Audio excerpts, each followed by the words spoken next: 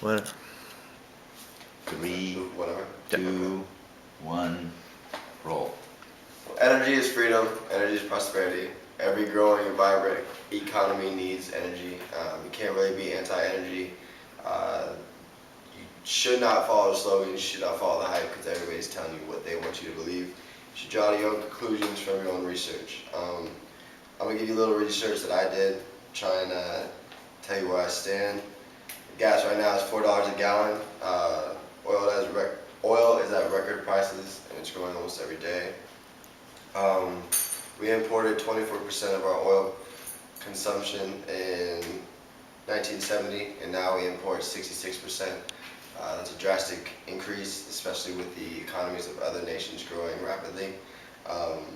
This year we sent $700 billion over to other nations.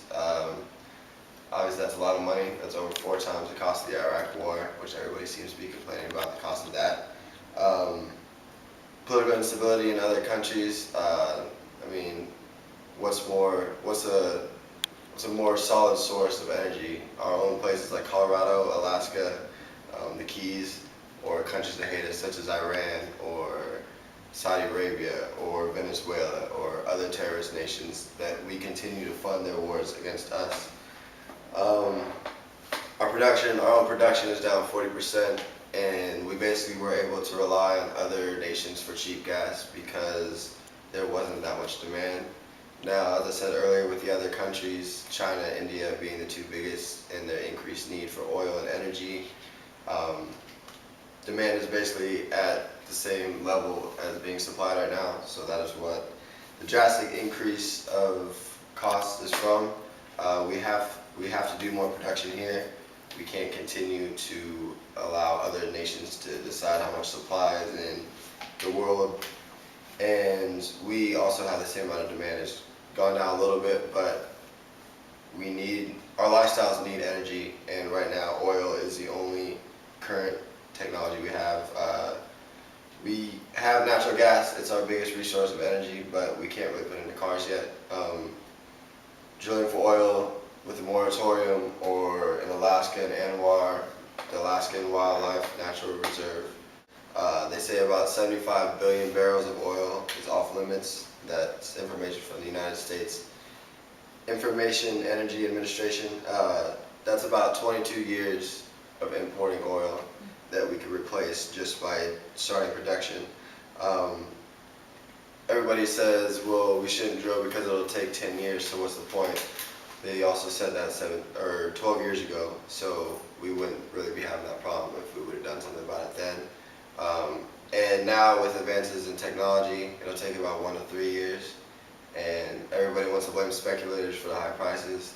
If speculators see the high costs now, they'll drop it because the supply is going up, so they know they'll be alright.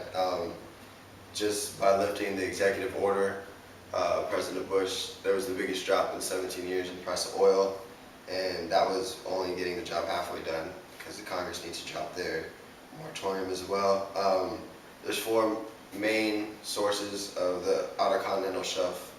That's Alaska, the Florida Keys, the Rocky Coast of Maine, and the Pacific Ocean, mostly near California. The moratorium was established in 1981, and the main reason was because of the oil spillages, and they weren't really reliable for the effects that it had on the environment. But now, again, with technology, the companies are very reliable. In Katrina, there wasn't much spillage. There was no damage that was done other than natural causes, so that's kind of out of the book as well. Forbidding drilling exports the environmental damage. So instead of letting us do the drilling more safely, more effectively, we're allowing places like Nigeria or African nations that do not have the technology or the safety that we have and that we require from our rigs. It was, like I said earlier, it was vetoed in 1995 by Bill Clinton and also by George Bush in '92.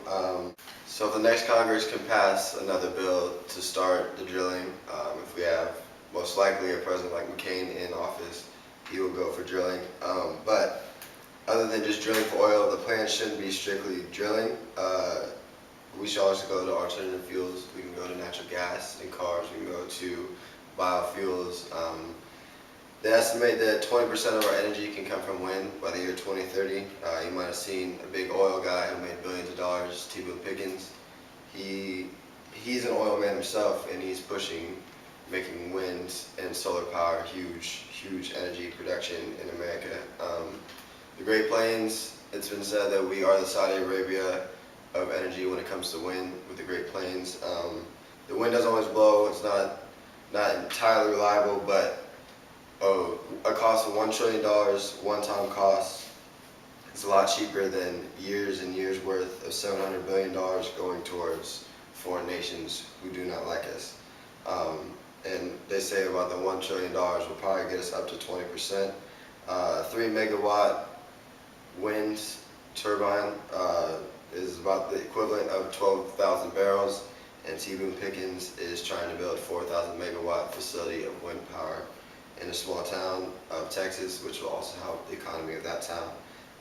Currently we get about 1% of our energy from wind, but they say we have about enough, we could produce enough wind power to have 7 times the global demand, so 7-fold of the entire globe that is needed.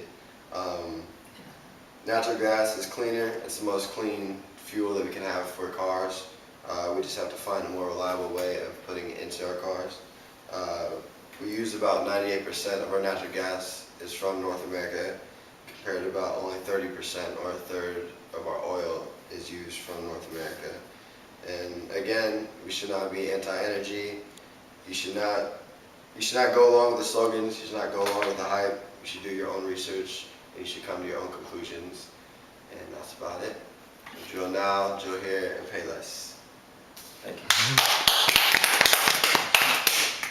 Oh, questions, comments, concerns. Yes, ma'am. Max, in the media they make it sound like we're going to see oil rigs all up and down the beaches. Is that something we need to be concerned about? Well, my uncle and aunt, they have a waterfront property, and it's about 2 miles across from shore to shore, and you can barely see the other side. And you will not be able to drill within, I think it's 11 or 12 miles, so there's not a whole lot of chance. Unless you have a telescope. If you bring a telescope to the beach, you're probably a dork, but you can probably see a rig, so. Anybody else? I have a question. Do you know anything about ANWR? It's an acronym, but I'm not sure everybody knows what it is or what it even comprises. Can you explain what ANWR is? It's 1.5 million acres in Alaska, and they say if there's oil found there, only 2,000 acres will be affected. So that's less than half of a tenth of a percent of the land in ANWR that supposedly is killing polar bears and obviously hurting global warming because it's such a huge deal. So it's a very small part of ANWR. How big is ANWR in relation to the state? ANWR is basically the northern coast of Alaska, and collectively I think they said that it's 19 million acres, but that is nothing near the expanse region of Alaska, and no one lives. I don't know if you've ever been to southern Alaska, but imagine northern Alaska and how cold that is. Basically nobody lives there except for polar bears, and no one would be affected at all. Like there's nothing but basically trees and snow, and barely any trees to begin with, so that's it. Thank you. You're good. Good.